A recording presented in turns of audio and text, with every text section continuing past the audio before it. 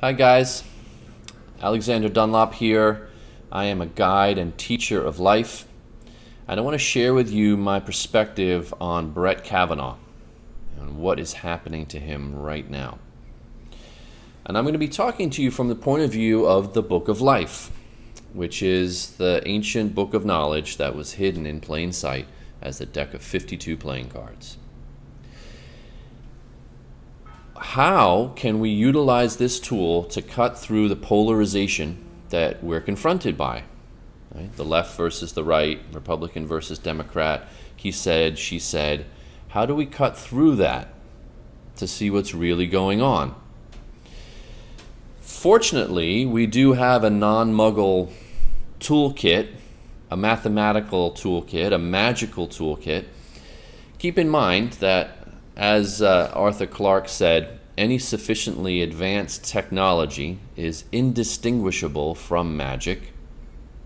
And we have advanced technology hidden in plain sight in the deck of 52 playing cards, and it may seem like mere hocus pocus. It may seem like all nonsense and poppycock. However, it's actually advanced technology, and so to us it might be indistinguishable from hocus pocus.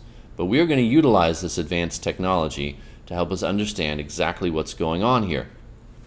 Okay, so he said, she said. She says, he pinned me to the bed, put his hand over my mouth, tried to rip my clothes off. He says, it never happened, I didn't do it. Right? Couldn't be more polarized than that. So, how do we cut through that? How do we find out who's telling the truth and who to believe? Well, we can utilize this wonderful, powerful toolkit that was hidden right in front of our eyes, that we've used to play poker and gin rummy, this mathematical, magical tool. Sacred geometry, sacred numbers, and it represents the primary patterns of life.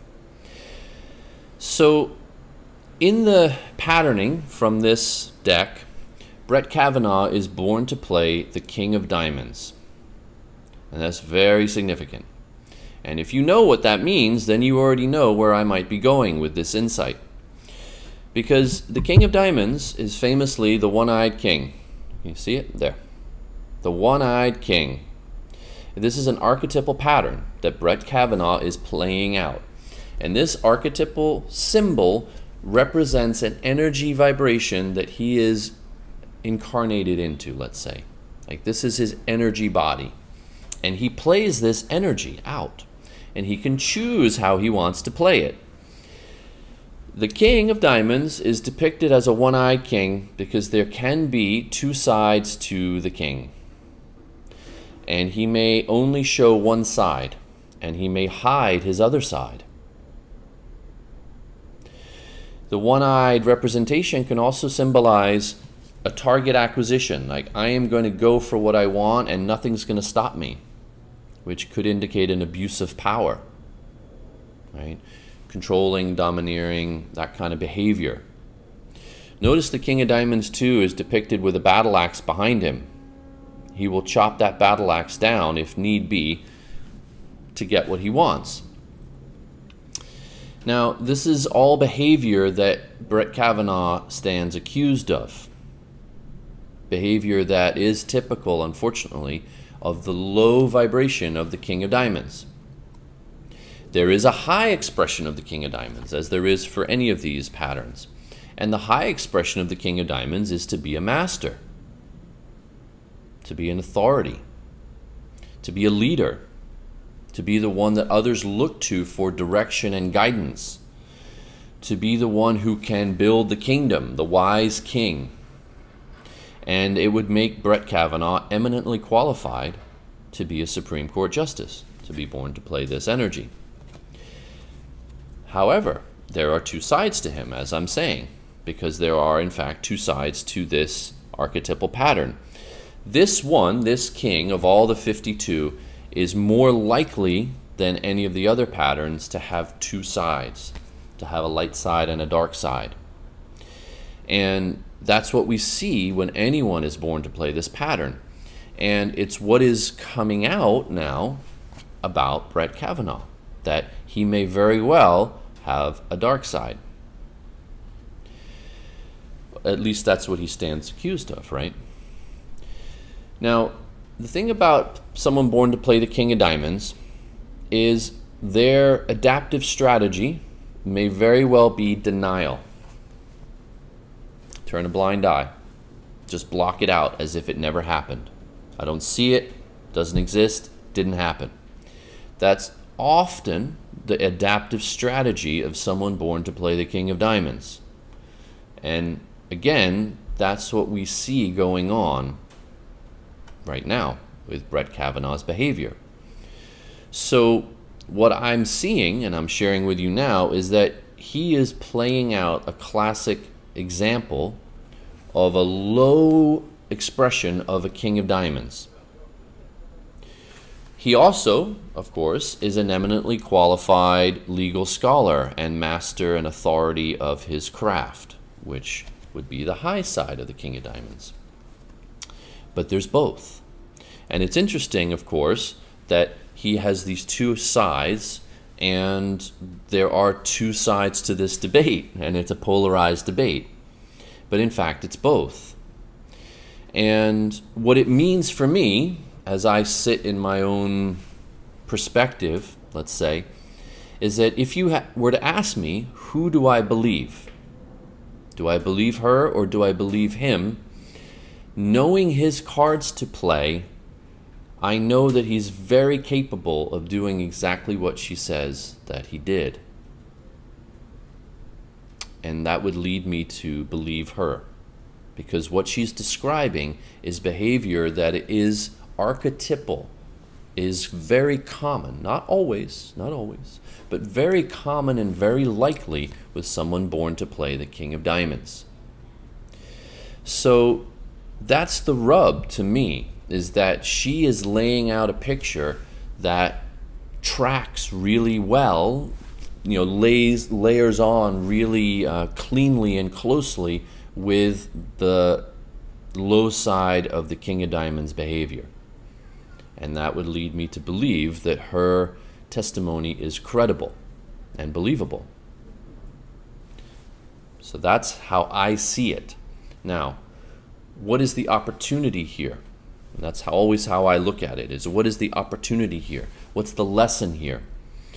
And what I want you to know is that Brett Kavanaugh is moving through a period of his life, he's 53 now, where he is entering a karmic cycle in his life, where the chickens come home to roost, where things that he did in his past are coming back now in, biting him in the butt. And we will all move into that cycle or move through that cycle ourselves. And he's also in a point in his yearly cycle, because we have yearly cycles as well, where he's in the karmic cycle of his year as well. So he's in it for his life and his year. And here we see his karma coming back to him. And we are all going to have that in our own life cycles, in our own year as well. And so what I encourage you to realize is that we will all have these moments of karma in our life that come back to us, things that we've done in our past. And so this example that we're seeing writ large on our national stage gives us an opportunity to take stock of our own actions. What seeds are we sowing in our life that will come back later, perhaps to haunt us? And so my encouragement for you out of all of this, because this is more of a pastoral missive than anything else, this is more to encourage you, is to learn from the example. Learn how to play your cards right now. Don't wait. Don't wait until the karmic retribution kicks in. And for each of you, it'll be different depending on what your cards to play are. For Brett Kavanaugh, if I had been there in his life 35 years ago, I would have coached him to integrate the light and the dark into one. This is the alchemical process that's that is potentially there for everyone born to play the King of Diamonds. To learn how to integrate, to bring harmony, not to disavow or deny or pretend it never happened, but actually to integrate, right?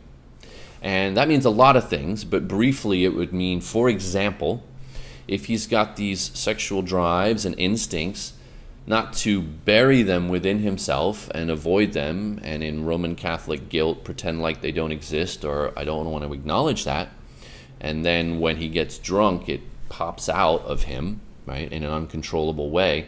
What would be essential for him would be to face that within himself, bring conscious awareness to what his patterning is, to know that he has this very powerful archetype to play, and he needs to learn how to play with power well. So I would have encouraged him, and maybe I will still encourage him, to learn to integrate his powerful drives, to learn how to play with power well, to learn to integrate all of his passions and desires, to not try to push any of them away. For the King of Diamonds, it's about weaving together the light and the dark into one alchemical union. So then he could really transcend and succeed in his life. But as it is, it seems as if his life strategy has been denial and avoidance, and now that karma is coming back to him. Now, final thought. I'm not necessarily predicting one way or another whether he will be confirmed or not. I don't think that he will be, given what's coming back to him now, given the karma that he is going through. But what I want to tell you is that no matter what happens, whether he's confirmed or not, what he's going through now is the worst possible thing that he could go through for himself in his life. And that's because the 9th card in his life sequence, the 9th card in the sacred blueprint of his life path, we all have 13 cards in our life path. For him, the King of Diamonds is the first one. But for him, the 9th card is the 10 of Hearts. And that means that he is desperately afraid of public humiliation and public shame and public embarrassment. That's his worst fear in his life. And that's exactly what he's experiencing right now. And you have your own version of that, as do I, depending on what our cards are. And again, there is a way to play it well, to face it well, to do something about it, which is first accepting it within ourselves, not ignoring it or trying to disavow it. First accepting it within ourselves, then we have the opportunity to transform it, to transcend in our lives. So, no matter what happens for him from here on out, he is going through the worst possible experience that he could have. His worst fear in life is realized before his eyes. All because, in my opinion, he did not learn how to play his cards right, and now he's suffering the consequences. So, that's my perspective on Brett Kavanaugh, what he's going through as someone who was born to play the King of Diamonds, and the choices that he's made and how he's chosen to play his cards in his life, and the consequences that have accrued from that for him. So I urge you, if you're watching this video, start playing your cards right now. Find out what's in the cards for you and start playing your cards right. This is a nonprofit foundation that I've started, and I make a lot of information freely available to you. You can look up your cards on my website, lifeelevated.life, and find out what's in the cards for you, and then start playing your cards right. All right, everyone. Good luck.